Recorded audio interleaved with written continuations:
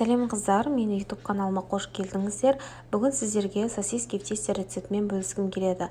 Видеодағыдай жұмсақ әрі дәмді болып шығады. Ол үшін бізге керек заттар.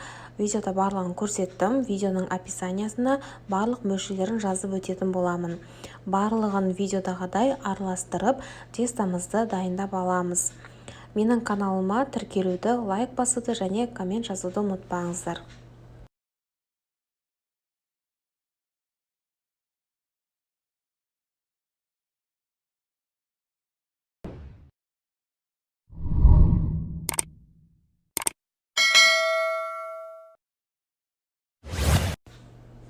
Дайын болған тестамызды жарты сағатқа жылы жерге қойып қоямыз. Тестамыз көтеріліп дайын болғаннан кейін өзімізге қажетті мөлшерде бөліп дайындап қоямыз.